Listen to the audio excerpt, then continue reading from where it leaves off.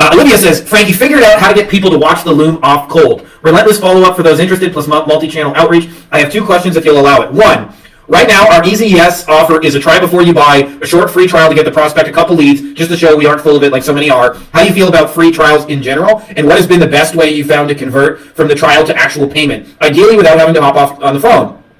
1, current sales process is cold call with hand raiser, Loom, conversation to establish trial, closing call after trial. 2, second question, at what point in the Loom sales process do you ask all the current situation questions? We ask some version of, what projects would you like to get more of? How many are you getting now? What are you doing to get them? How many would you want to get per month? What is the average sale to your business? Who is your ideal customer? Walk me through the process of what happens when you get a lead up until your salespersons meet with that lead. What are you doing to follow up with prospect leads and customers? We do it before we set up the trial, since they feel like they're getting something up front. Plus, we explain the system in the Loom. They're generally okay with answering many questions. Are we completely effing this up, or could we do this better? We work with contractors, by the way, if that matters. Thanks so much. He said, I keep running into clients who complain the leads are bad, but I know the real issue is their sales process or how they follow up. How can I handle this without taking on their sales problems myself? Are there any tools or strategies I can use to help them improve their results and set better expectations?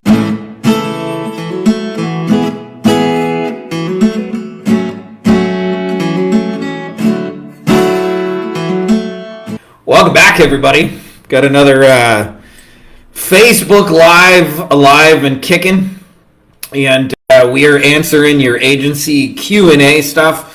And you guys are just building cool shit, which really excites me personally as somebody who helps and shares cool stuff with agencies, to watch you guys build cool stuff, to help businesses, to build cool lives for yourself and your family. Just it tickles me in all the right places. Let's just say that. I'm going to see if I can tag some people. You never know. Sometimes it works, sometimes it doesn't. Looks like in this case, it is not working. Anyways, we'll give it a shot. There we go. So quick little announcement before we get rock and rolling. January 17th to 19th at my house here in sunny La Paz, Mexico. We're having a 3-day in-person mastermind. We are doing some cool shit. We're going to some world-famous beaches. We are swimming with some whale sharks. We're going to eat some delicious food, and you guys are going to hang in paradise at my house. And we're also going to do some cool businessy things and up-level. And I also got a number of bonuses that make this a total no-brainer for you guys. We will sell out, as we often do. But if you guys want to, come hang with a brother, you should do that, because I only really do these when I feel like it. So I never know when the next one will actually be. People always ask me, when's the next one? When I feel like it, which may be a year from now. So if you guys are interested, check this out. We have some videos and stuff. Like, people have generally cool shit to say about it. Anyways, let's get into the good stuff here. Ladies and gentlemen, boys and girls, children of all ages, Frankie Fihn proudly brings to you our weekly Q&A. Whoosh. Welcome to the Dad Show and the Golden Guns. Nothing but shenanigans around here. All right, cool. First up, we got George. This was kind of a two-parter question, but I know a lot of you guys are in George's situation.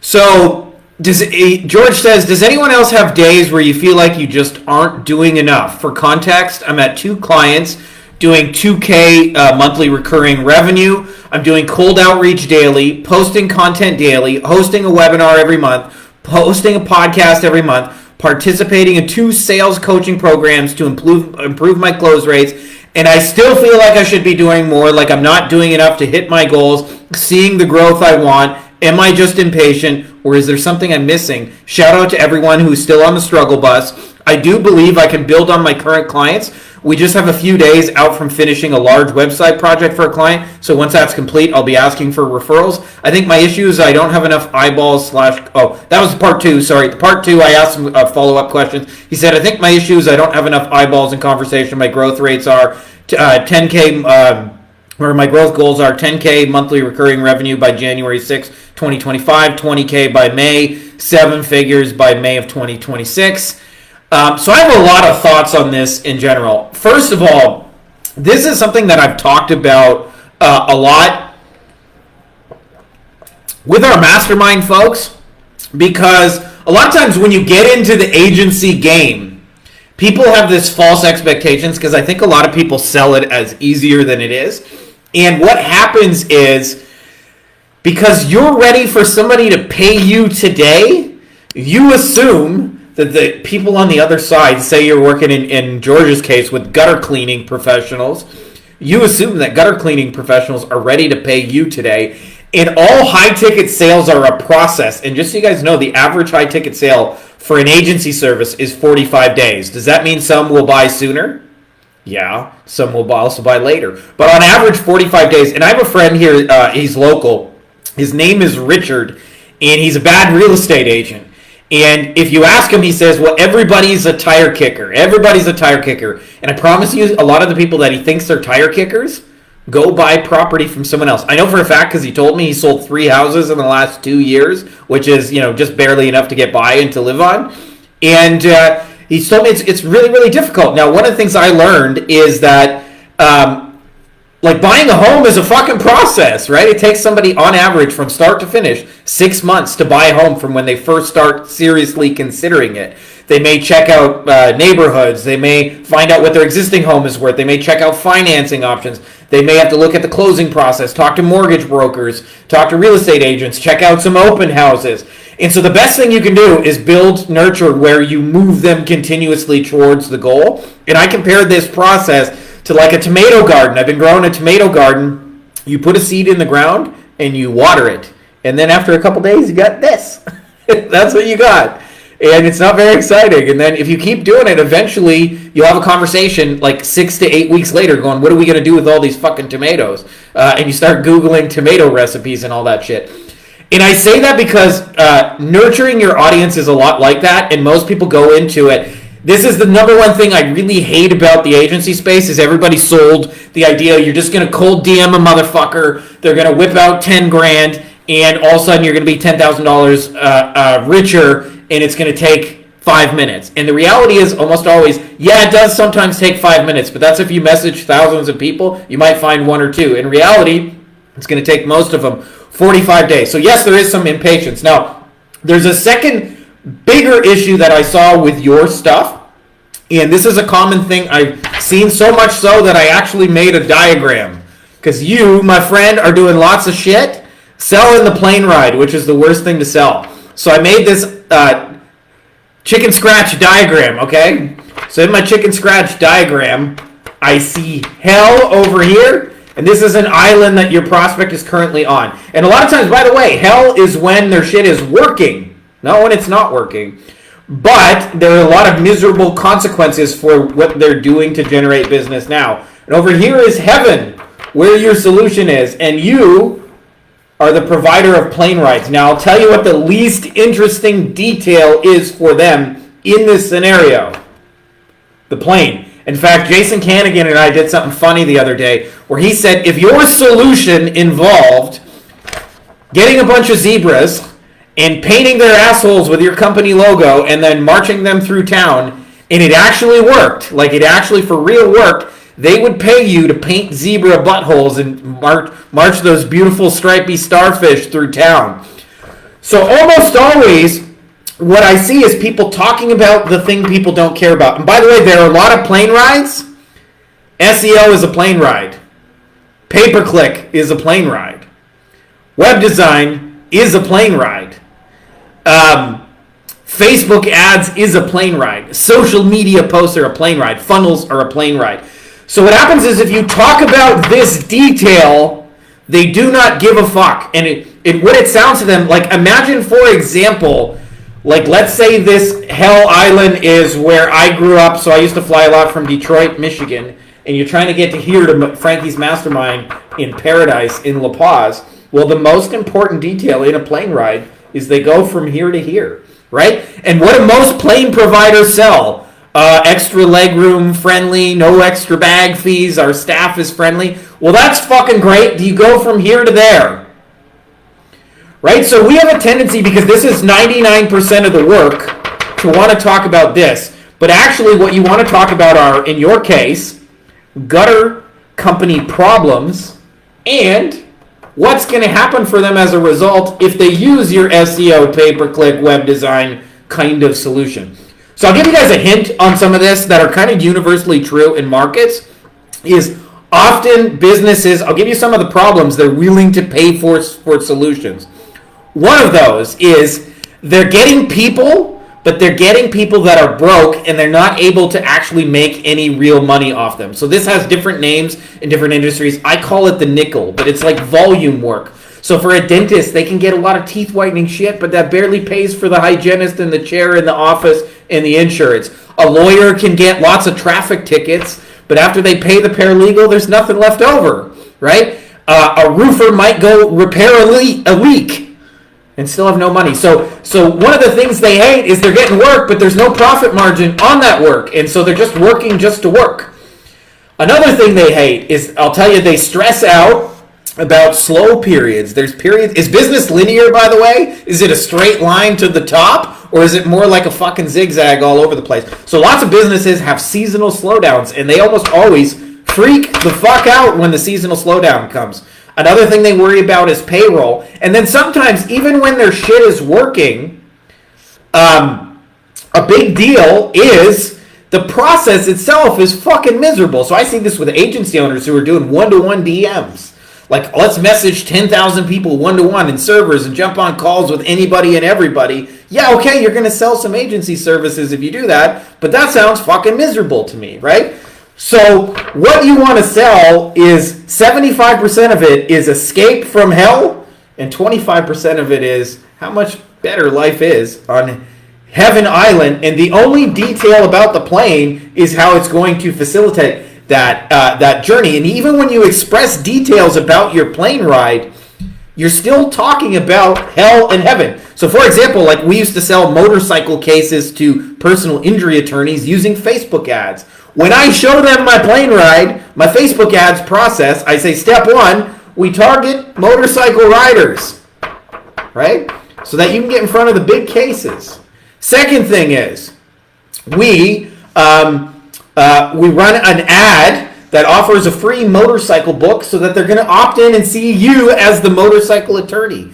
Then we have a year and a half's worth of follow-up and retargeting ads that say, hey, if you're injured, call us. And every single ad tells them to call you as your motorcycle attorney. So even when I talk about my plane ride, I'm talking about it as it relates to these 2 points, okay? So the reason I say that is because I looked at your shit, George, and here's what you're talking about. Let me actually scroll. SEO, pay-per-click, web design, social. You're saying, we have nice plane rides. We got comfy legroom. Our seats are really nice. Our staff is really friendly. But that doesn't relate to the problems of a gutter company. So you can make all the webinars in the world, make all the content, and send all the messages you want. It's still going to be a struggle because you're not relating to them on the level of like, this will solve a problem in your life and create a cool outcome together, right? So I share this with you because this is what everybody wants to talk about. And why do we want to talk about it? Because that's where all the work is. That's what, like, you actually have to do SEO and pay-per-click. But I'll tell you, a gutter cleaning company doesn't care about those things. Or any company, by the way. It doesn't matter what niche you're in. They don't care about your plane ride. Nobody woke up in a cold sweat tonight and said, oh, I really need some pay-per-click. Whew! I need pay-per-click immediately. No, nobody. But they do think things like, I got payroll to make. Here's another thing they stress out that I forgot to mention. Paying their crews. Paying their staff. So like a dentist may have a hygienist to pay. A lawyer may have a paralegal. A gutter cleaning guy may have a subcontractor, right? They have people they got to pay.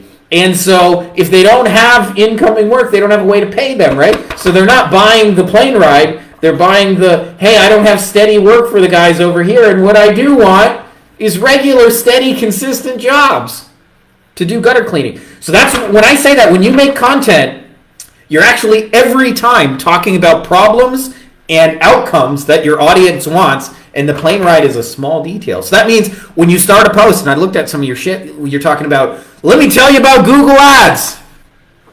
Plane rides. It should say, let me tell you about gutter company or gutter cleaning company problems and solutions. And this plane ride is the best way to get from here to there.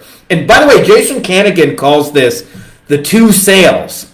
And by the way, if anybody's posted anything, I don't see it. Sometimes Facebook Live doesn't show me your comments, and then I see them all after. This is probably one of those days. But like I said, nobody cares about the plane ride, right? And so if you present the plane right, it doesn't relate to them. And often it's because we're smarter than them, and we, at least on the subject of marketing anyway. And so you understand that the solution to their problems is if they just ran some marketing and they would get steady work for the guys, they would make more money, but they don't always understand that. And so you have to talk about shit that's relevant to them. Getting gutter cleaning jobs, how to get the right jobs, how to get in the rich neighborhoods, how to target certain places, how to be perceived as number one, how to get people to call you like referral grade customers, how to close them on the phone, etc., etc., etc. How to get steady work for your guys, what to do about seasonal slowdowns, right? Those are the things you want to talk about. Not, let me tell you about Google Ads. If you nail that detail, I promise you people will start coming through your machine a lot better. But you're missing the most fundamental thing. You're talking about the thing that matters to you and not the thing that matters to them. Problems and outcomes, right? Put those two things together. And this is why I showed this diagram. You're going to make your life easier. By the way, that's not the only diagram I have for today. All right. Next up, we got Olivia. By the way, can I just say, I love your guys' hustle. I know I feel like I'm being a little critical, but I'm only critical just because I want to help you guys dial this in and get it working. Not because I'm being critical from the perspective of, like, I think you guys are doing shit. Like, you guys are taking action, which I fucking love. And you're making shit happen. It's now just like you're in the trenches trying to figure it out. I lost that train of thought, so I guess that doesn't matter that much. Let me read the question here. Olivia says, Frankie figured out how to get people to watch the Loom off cold. Relentless follow-up for those interested, plus multi-channel outreach. I have two questions if you'll allow it. One, right now our Easy Yes offer is a try before you buy, a short free trial to get the prospect a couple leads, just to show we aren't full of it like so many are. How do you feel about free trials in general? And what has been the best way you found to convert from the trial to actual payment? Ideally without having to hop off on the phone. One, current sales process is cold call with hand raiser, Loom, conversation to establish trial, closing call after trial. Two, second question, at what point in the Loom sales process do you ask all the current situation questions? We ask some version of what projects would you like to get more of? How many are you getting now? What are you doing to get them? How many would you want to get per month? What is the average sale to your business? Who is your ideal customer? Walk me through the process of what happens when you get a lead up until your salespersons meet with that lead. What are you doing to follow up with prospect leads and customers? We do it before we set up the trial, since they feel like they're getting something up front. Plus, we explain the system in the Loom. They're generally okay with answering many questions. Are we completely effing this up, or could we do this better? We work with contractors, by the way, if that matters. Thanks so much. Okay, so two separate questions there. So I'll answer the first part first. How do I feel about free trials? Okay? Free trials are a very good thing when done well and when you know how to choose clients. They are not a good thing if you don't know how to choose clients. And so for example, I'll give you an example of this done well. We had a guy in the Wolfpack Mastermind, and he reached out to, or I forget how they got started, but it might have been a paid ad, but he had a conversation anyways with a mass torts lawyer, which is a big class action lawsuit. And that lawyer said, let's run a little pay-per-lead test campaign. And the guy said to him, hey, before you run that thing, we had 60,000 people who filled out a form on our website. We've never been able to reach them. If you want, you can work those leads first before we run any paid ads. And if you're open to it, I'll just pay you a commission. Well, this person, by the way, it's a 60,000 person list. They closed 1 in 4 of that list, so 15,000 leads at $500 a crack. You guys can do the math. And then they also did a second deal with that same person, and they were able to make something like over $1 million, 1.4 million, I want to guess. But I don't know the exact number. I just know it was north of 7 figures. But don't quote me on the exact figure. But they made more than $1 million in 1 month with one client. All right, and that started with a free trial. So when people are like, I never do your shit for free, and don't do free trials. Yeah, okay, do you think that person would have got $1 million with one client if they didn't do a free trial? And I've seen lots of these scenarios, but what you have to know are two things is how to choose clients. And I'll give you the cheat code on this, okay? The first thing is only offer this to people who are currently spending money on advertising. Otherwise, you will have 2 sales to make after the trial. You should spend money on advertising, and they may fight you on that. And 2 is that they have teams and crews of guys already, because this behavior demonstrates that they are used to paying people to solve problems. At some level in business growth, you reach the point where it makes more sense to pay people to make problems go away. Okay? So when you're at that scenario, you begin to hire. If they're not at that scenario, they'll try and cut you out of the deal. So you can tell this, by the way, super easy. Google the company name. If you can't find any evidence that they're spending money on advertising, no paid ads, no social media, no website, etc., no SEO, no Google reviews, they're probably not spending money. And also, secondly, if you click on their About Us page on their website, is it one guy or is it 20 guys? Because if it's 20 guys, you're going to have a better experience than if it's one. So free trials work really well when you know which clients to put it in their hands, so to speak. Having said that, if you put it in the wrong people's hands, you're just going to do a lot of free trials and not get paid. And you still learn a lot from doing that, so I don't think it's a bad thing. But having said that, you're not going to close very many of them. And so you asked a question about closing. And what happens is when you get the right partners, closing is actually dog shit easy from a trial. We have closed $100,000 deals and up with this exact message. Hey, we did a really good job so far doing blank. Seems to me the next problem after this is blank. Would you like our help on that? I can give you the details. And then I just type out like bullet point, like these are the details. And that's it. And it's done over text. And the reason that works, by the way, is because once they've had a quality first date with you, asking them to go steady is easy, right? Like a lot of times people ask me, how do you get someone to marry you? Metaphorically, obviously, Olivia, you got lots of time in your life. You're a young girl. You don't have to get married just yet. But it's very easy to get married to somebody if you've had quality time together already, right? Like if you had 3 years of great dating, it's going to be pretty easy. So if you have an awesome first date with somebody, asking for a second one is super easy. The challenge is if you give it to the wrong people, they'll just say, oh, the leads are all bad, they didn't close, etc., etc., etc. So you're going to want to look for signs that they actually know how to close. And often, the good companies, by the way, they'll have a CRM.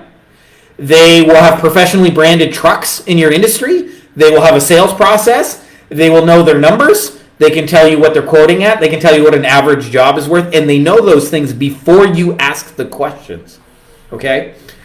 So that's the first thing, is make sure if you do free trials that you do them for the right people. Otherwise, you're going to be doing this uphill. Because a lot of times, like, I mentioned this before, but I watch a lot of Kitchen Nightmares. It's a show for those of you guys who've never seen it. Gordon Ramsay, the world's most famous chef, goes into these struggling restaurants. He changes the menu over. He often has confrontation with the owner about, like, fix your fucking mindset and stop acting all defeated. And he also, like, renovates the restaurant and also, like, often, like develops a process so they can, like, you know, shrink their menu and have good quality food going in and out. And here are the failure rates for Gordon Ramsay. 19 out of 20 of those businesses, 95%, are closed within 1 year. So he does 20 shows, and 19 of the motherfuckers are closed. That's the best chef in the world, and he can't save. So this is why I say, like, you don't turn losers into winners. You help winners that are already winning at the game of business to win more. I really wish I knew this detail, which, by the way, eliminates 80% of the people you would talk to before you talk to them. Right? Not enough people understand this, but you're actually aiming for the top 10% of your market. So if there's 10 general contractors' websites, I would only contact one, the best one out of those 10. So anyways, I say that if you do that correctly, free trials are fucking awesome. And they work really, really well because they're an easy way to get the foot in the door. Now, secondly, you asked the second question about the process. And I wrote this out because if you want to be somebody who, like, closes on video, this is like generally the process for how I enter any new market. And I wrote this out because I get asked this a lot. And by the way, most people get this wrong and try and start at step 3, which is why it's so hard for them. And I'll explain why in a second. Okay? So firstly, you got to pick who you're going to do this shit for. That's actually the first and most important question. And by the way, for those of you guys who are struggling to pick a niche, This is a 48 to 72 hour decision, not a fucking 9 to 12 month deal. You can make almost any niche work. You just got to fucking pick one. It doesn't really matter that much which one. And there's money in every niche. There wouldn't be a niche if there wasn't money. Every niche is a spectrum. Stop thinking like, oh, dentists got money and lawyers don't. It's like, just fucking pick one so your messaging is on point and so your system will scale well so you have repeatability. Then this is the step almost everybody skips and nobody talks about. In fact, I'm the only one I've heard talking about this, at least openly in public. I'm sure other smart people talk about this too, but you got to figure out what they want. And then you figure out your deliverable, and then you prospect. So Loom videos and all of that is in step 4 in prospecting. I'll use a story to kind of illustrate the difference in these, okay? My hometown, Windsor, Ontario, Canada. There are too many auto body shops. It's a big automotive town, and so like a lot of people start an auto body shop because they don't want to work for someone else. And that's what I call a Me Too business. And so a Me Too business is when you skip finding out what they actually fucking want, and you just start a business for your own selfish reasons, and you start with your deliverable. In their case, auto body work. I'm going to do auto body work, okay? And what ended up happening is I was at my brother's house. Him and his wife were having a fight. The fight was pretty memorable. Knock at the door, Chinese food that they had ordered like 30 minutes earlier. Knocks at the door. They get the food. They're fighting over egg rolls and all that kind of shit. Confucius say, calm the fuck down when Chinese food guy's at the door. Anyway, 5 minutes later, same driver knocks at the door, and I feel like I'm having deja vu. I'm like, didn't I just see you like 5 minutes ago? Why are you here again? Did you forget some egg rolls? And he points, and I don't know if he was texting or whatever, but he backed up into my brother's car, and my brother's car smashed into my girlfriend's car. She had just bought her dream car, which was a Volkswagen Beetle, and my brother's tailpipe went through the front of the Beetle, and just the fact that his was an SUV and it's kind of raised, it like went right through the hood. So as part of the insurance process, we had to deal with auto body shops. And the insurance company says, go get quotes from 3 different places. Now, we went to 3 different places, and they all said the same thing. They said, go see the dude on Drouillard Road because we don't work on Volkswagens. They have too many specialty parts. So what ended up happening is we got there, and this guy was backed up for a fucking month. And he said something like that. Basically, like, talk to the insurance company. We'll get you a loaner car for the month, and I can fix your car, but I need 30 days because I'm so backed up. Now, in the exact same city, okay? Exact same city, exact same deliverable.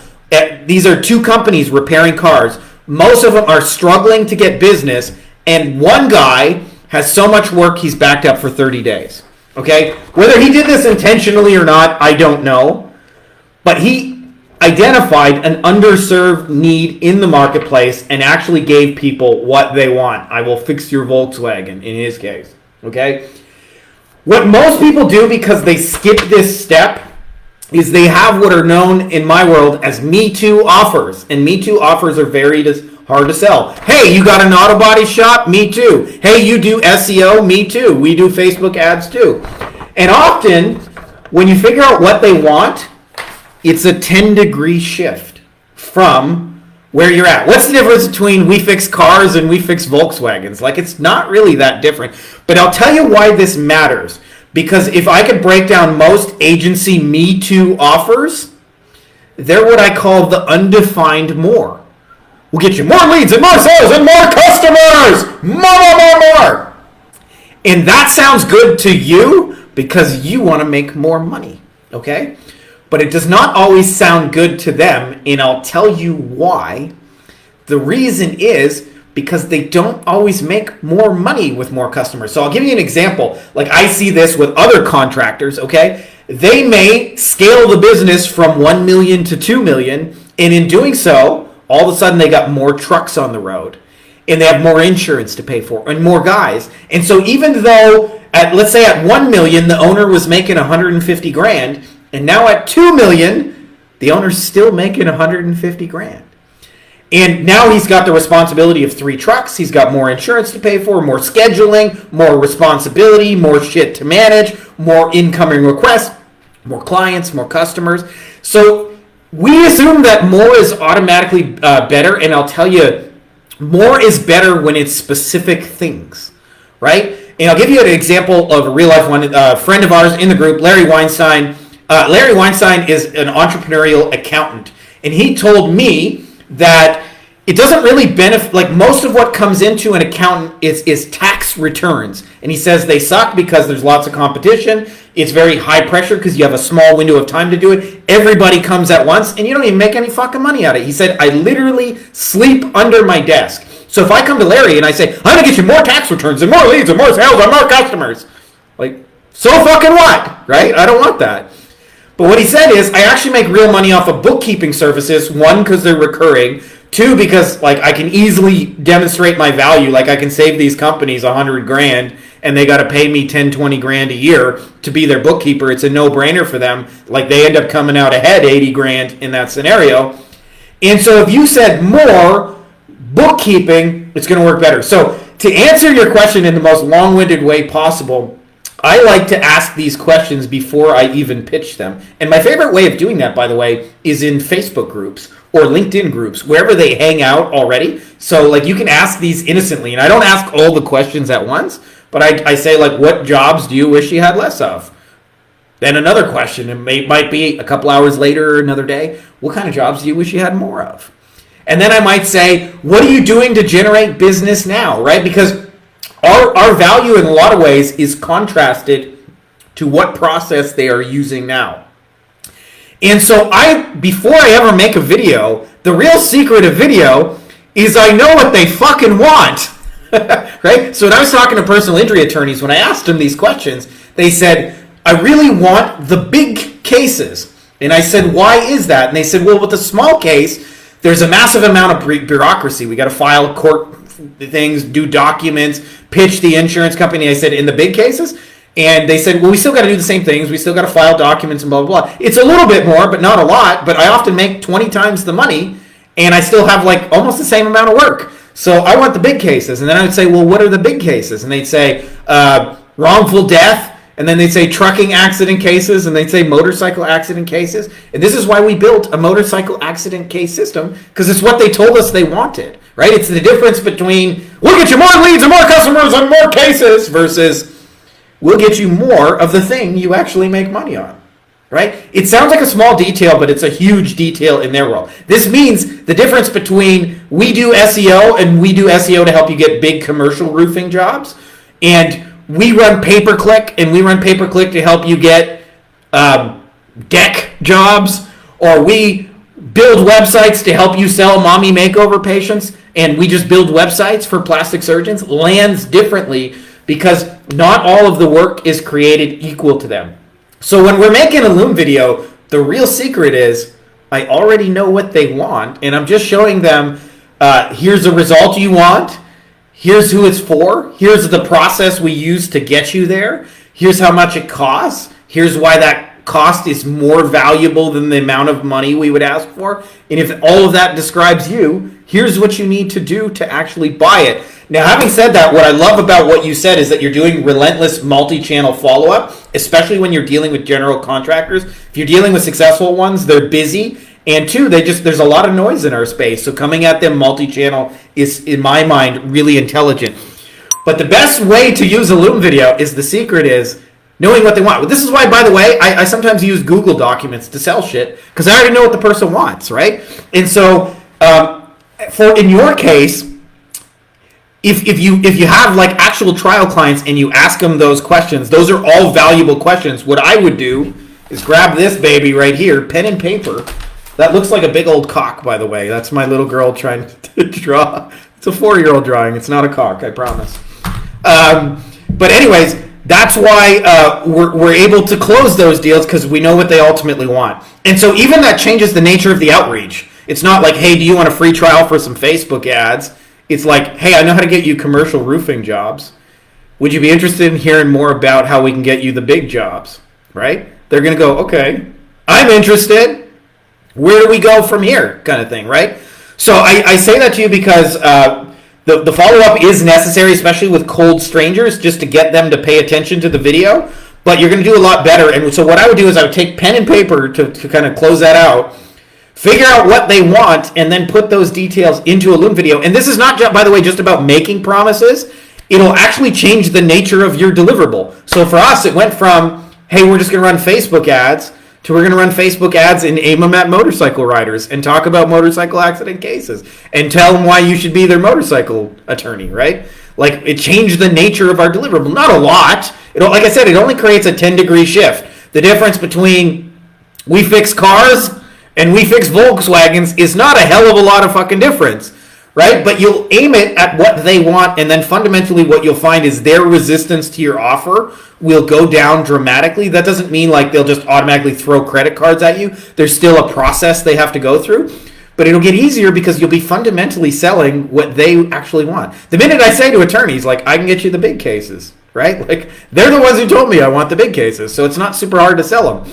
And this works, by the way, in every niche. Like, we tend to think that more is automatically better, but I promise you there's a spectrum. Like, if I have some coaching friends who sell $7 ebooks and $40,000 masterminds. Like, all things being equal, do you think they want to sell the $7 ebook or the $40,000 mastermind? So if I reach out to them and just say, we can get you more sales and more leads and more customers like everybody else, that kind of lands, but probably not. But if I say, hey, like, I've been thinking about selling your $40,000 mastermind for you, and I got a couple of ways we could close a couple of deals. Are you open to trying something? They're going to be open to it not because they care about my Facebook ads or my SEO or my pay-per-click. They're going to care because they want to sell the $40,000 mastermind. By the way, this is one of those deals where I don't see any of your comments. It shows nobody on this live, and then I always go back to the replay and see, hey, you guys were here. So I'm just letting you guys know that I don't see your shit, and I will come back after and probably just text answer. Anyways, Olivia, that's a long-winded answer, but that was a great question. Very, very intelligent question. I hope that helps you dial the process in a lot faster. It sounds really simple, right?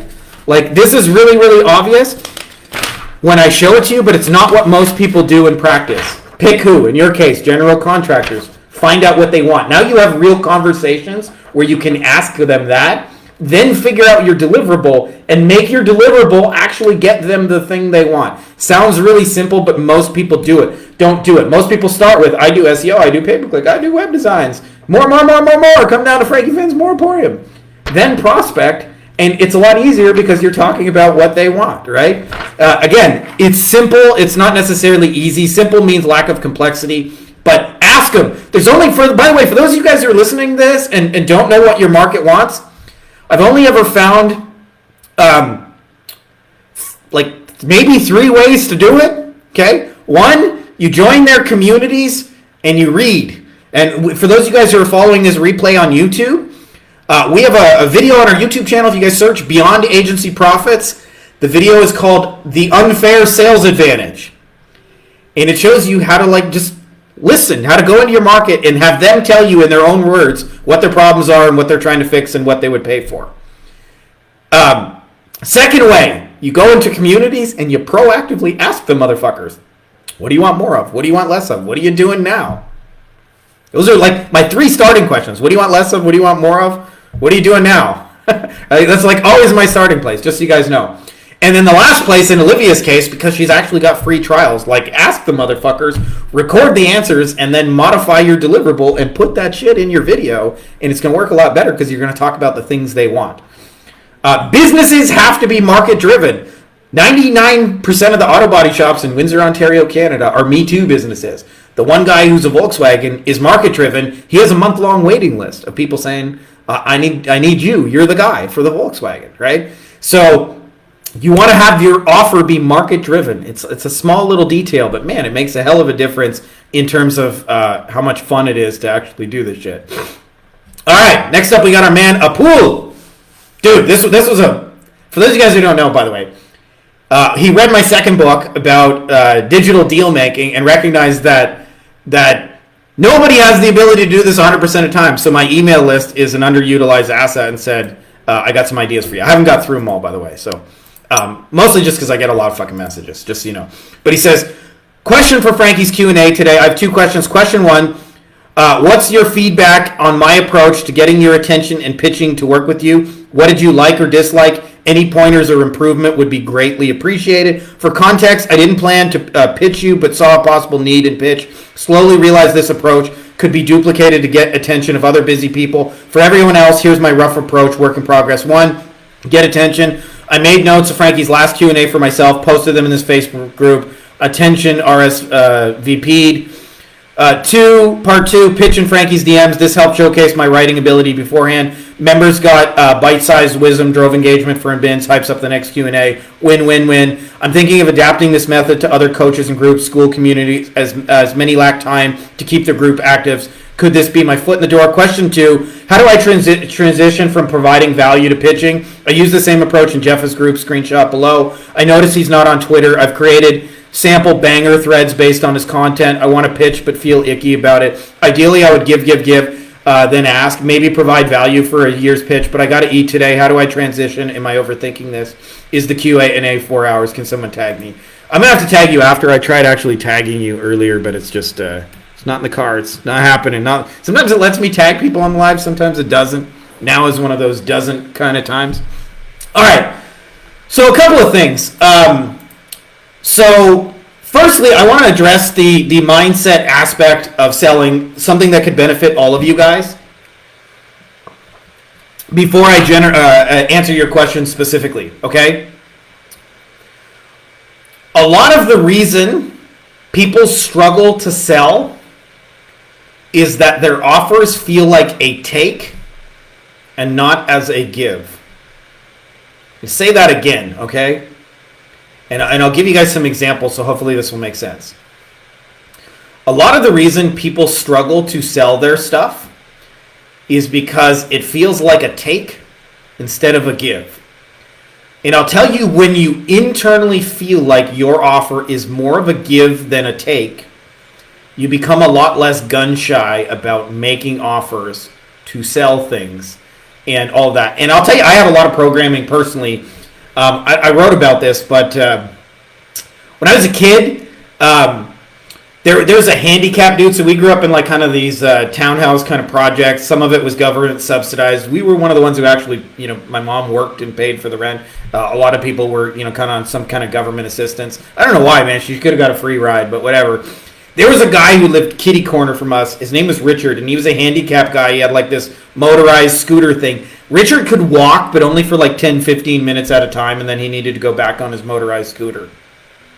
And Richard would mow his lawn. Every summer, by the way, Richard would mow his lawn, and if we saw him, my mom would slap my brother and I in the head and go, Frankie and Jordan, get the fuck over there and mow Richard's lawn. He's handicapped, for God's sakes. I was like, why don't you do it? And Mom's like, I'm drinking. My mom was an alcoholic, by the way. But anyways, we would go over and we would mow Richard's lawn, and inevitably at the end of it, Richard would try and give us $10 or $20, and my mom knew how to refuse money harder than Richard knew how to give it, okay? No, absolutely not. I'm not taking money. Nope. We just did that. We're neighbors. We're helping each other. And there is a sense that is cultivated in a lot of people where money feels like a take, like a zero-sum game. That if Richard gives me money or you take money from Richard, that it can never be replenished in the universe. Meanwhile, the Federal Reserve prints like trillions of it every fucking 10 minutes. That's a story for another day.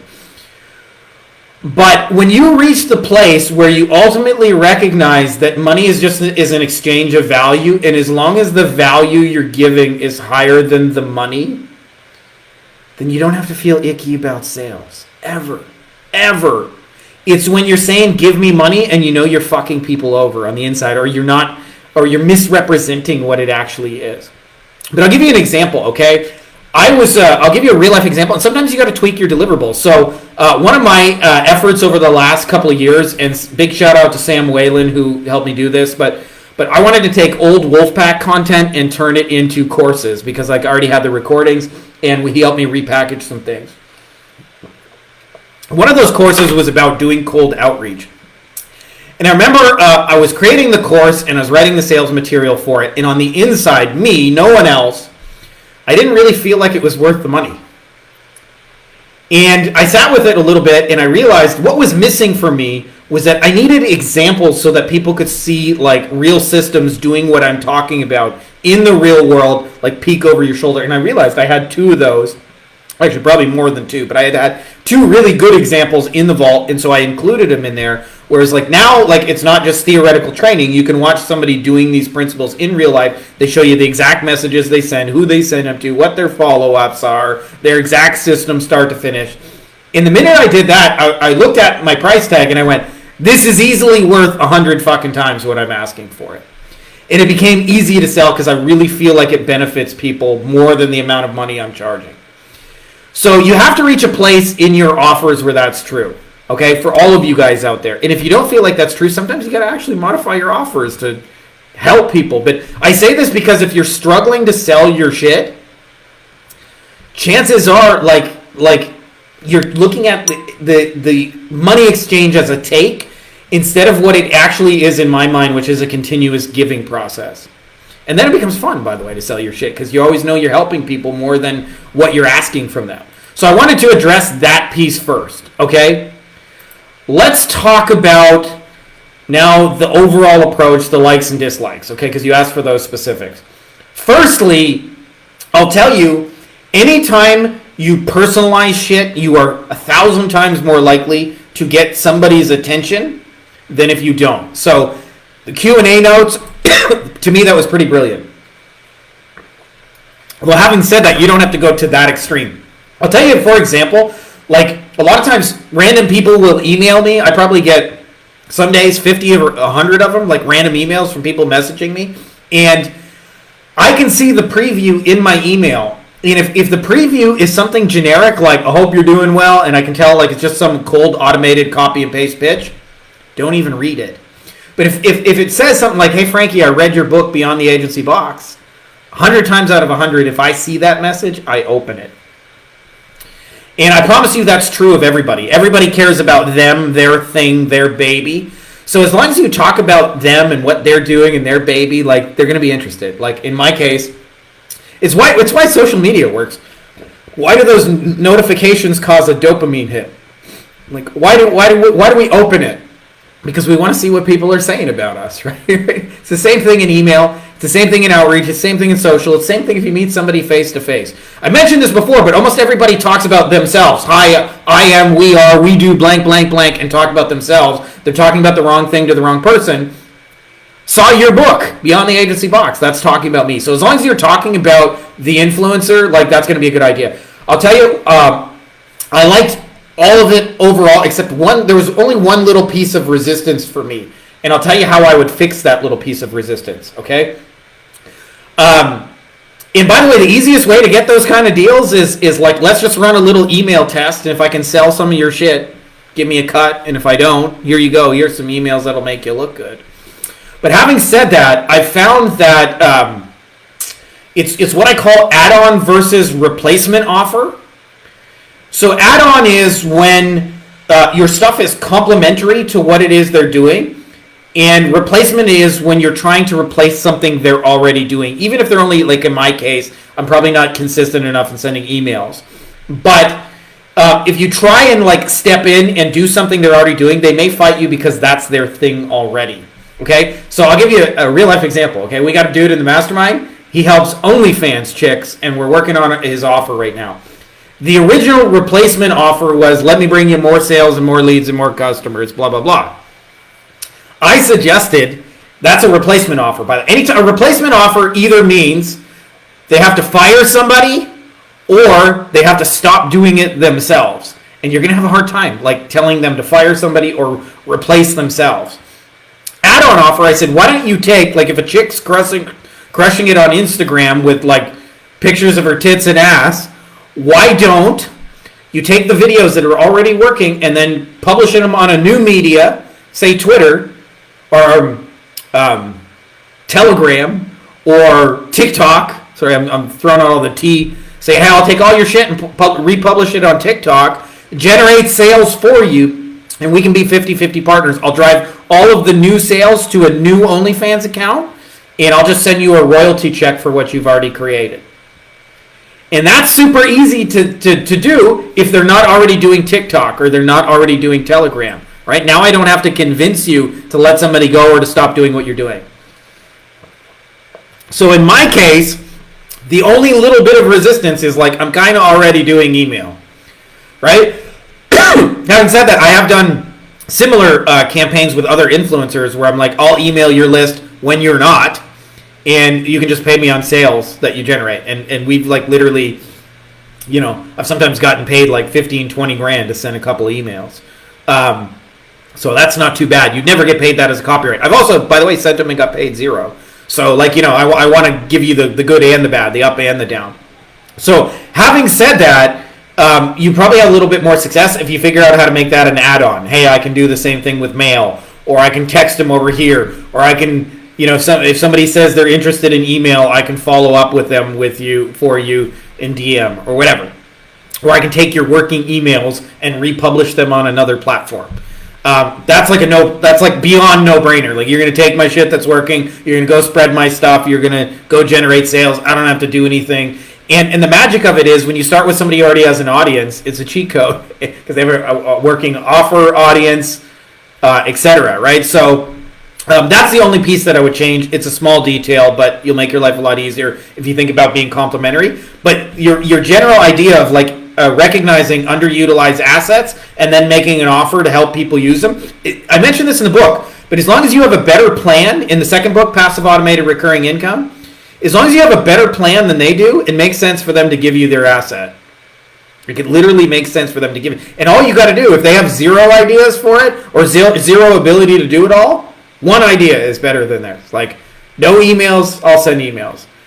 Take your shit that you're not using and republish it. Like, I mentioned this before, but I'd be happy if one of you guys came to me and said, like, I'll take all your courses and go sell them on Udemy for me, and you don't have to do anything, and I'll set it all up or whatever. Like, and we be 50-50 partners. Like, I would do shit like deals like that all day, every day. It's just that most people sell the generic more. We'll get you more leads and more sales and more customers and pay me for SEO and pay-per-click and blah, blah, blah. And meanwhile, you can go to people who have shit tons of assets, audiences, lists, working materials, and just say, I'll bring it to new media, and they'll pay you all day long for that. And you don't even need cash up front. Why? Their shit's already working, right? In the case of my case, like, my courses are already selling, right? Like, chances are if you republish them somewhere else, they'll probably sell there too, right? Does that mean every time you do a deal like that with somebody you're going to get paid? No. But you can do 5 of those, and I bet you 3 of them pay you way more than you'd ever get paid for agency clients.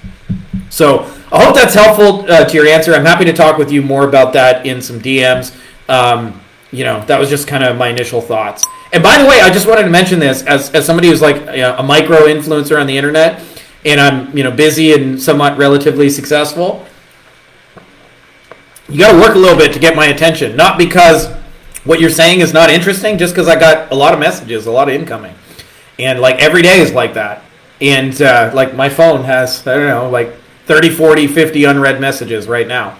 So I just say that to you guys because, like, don't ever take it personally if they don't respond right away. In fact, assume it has nothing to do with you, and you'll generally be a lot better off. Last question we got on the docket, our man Dave. He said, I keep running into clients who complain the leads are bad, but I know the real issue is their sales process or how they follow up. How can I handle this without taking on their sales problems myself? Are there any tools or strategies I can use to help them improve their results and set better expectations? I wish I had another piece of paper. I'm ready to make a drawing. Let me see if I can actually find one real quick. All right.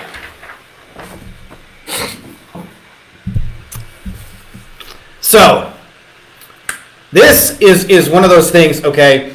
So what you're identifying here is that there is a gap in their sales process, okay? Of course, I grabbed the one that doesn't work. That's because I got kids. There we go. Found the one that works. Okay, so you've identified there's a gap in their sales process, okay?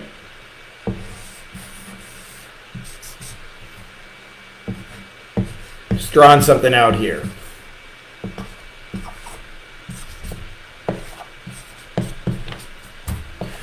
A lot of agencies in our space believe their job is to generate leads over here, which are opportunities. And there's nothing wrong with that, just so you guys know, if you guys are generating leads. But I'm going to let you know, the amount of pay you get for generating this is a lot smaller than the pay you get for generating this. Anytime you can generate people sales, like free money, or I shouldn't say free money, but like money they don't have to do shit for, they're going to pay for it. So I've only ever found, by the way, 2 solutions to this, okay?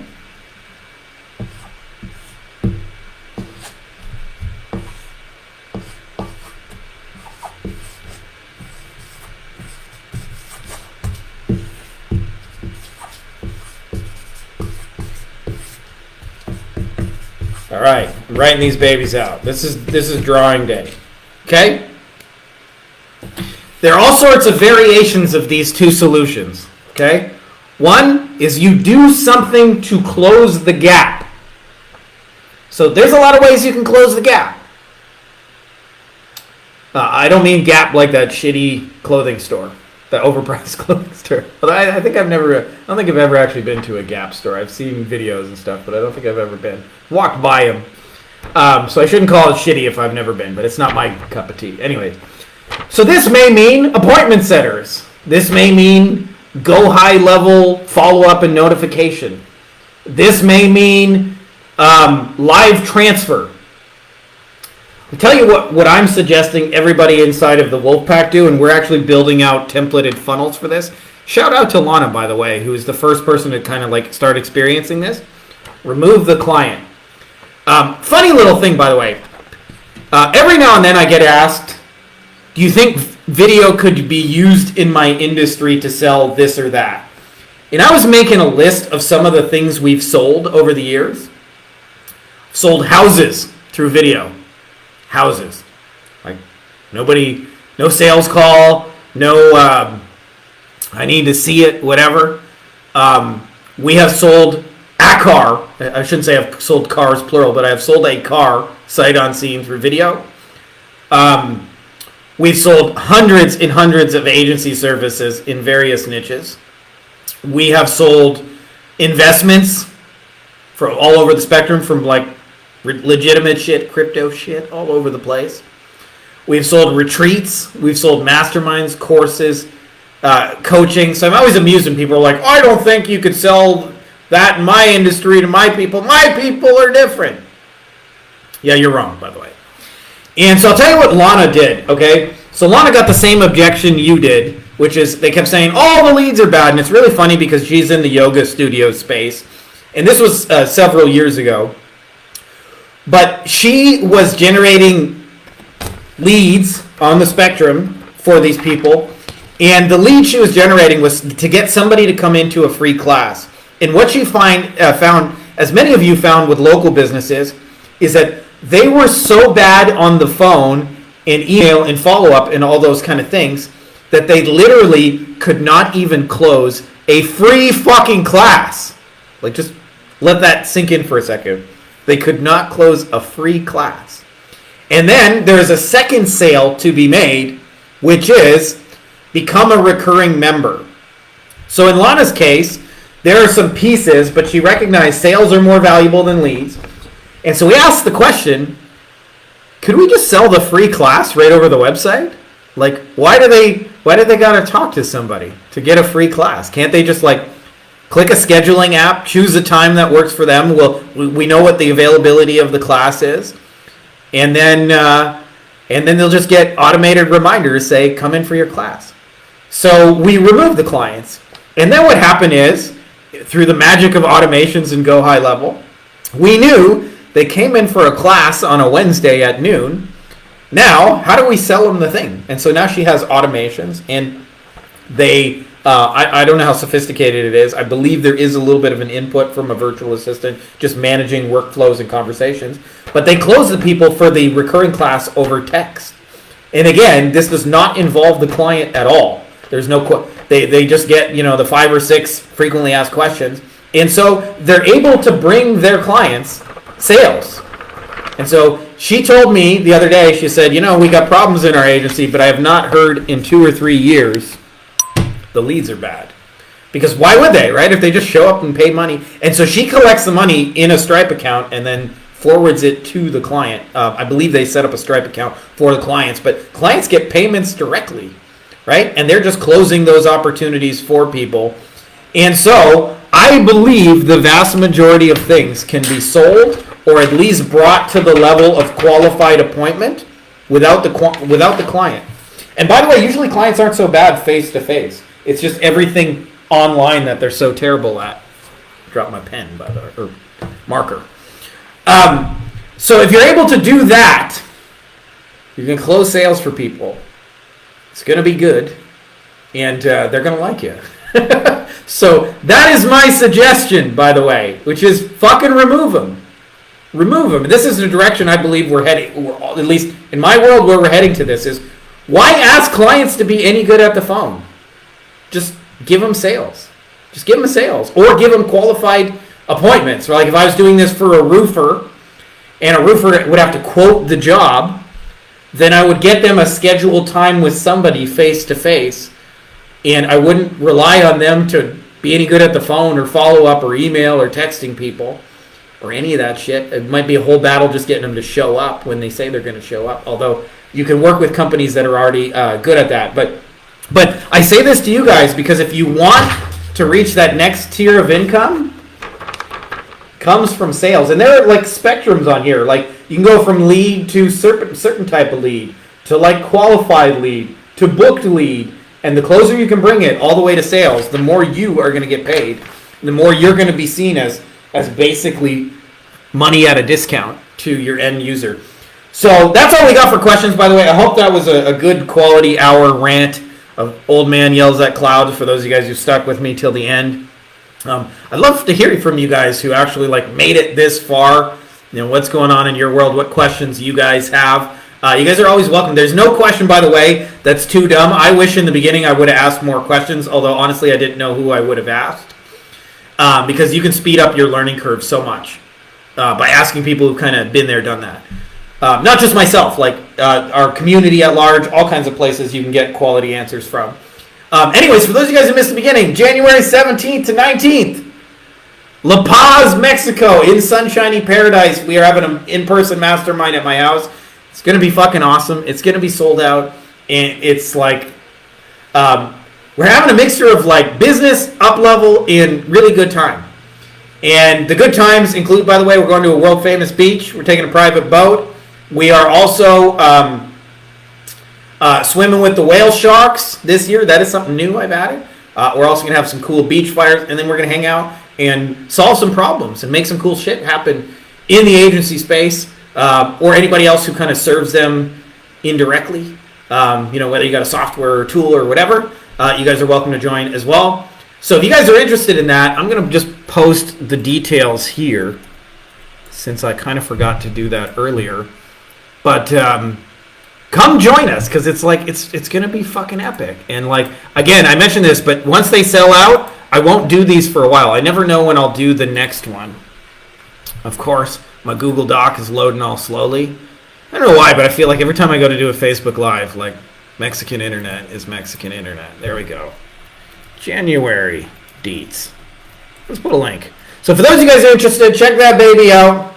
That's all I got for you guys on this Monday. I'll probably see a bunch of your questions after, but I appreciate you guys. Much love. May the force be with you. Happy Monday.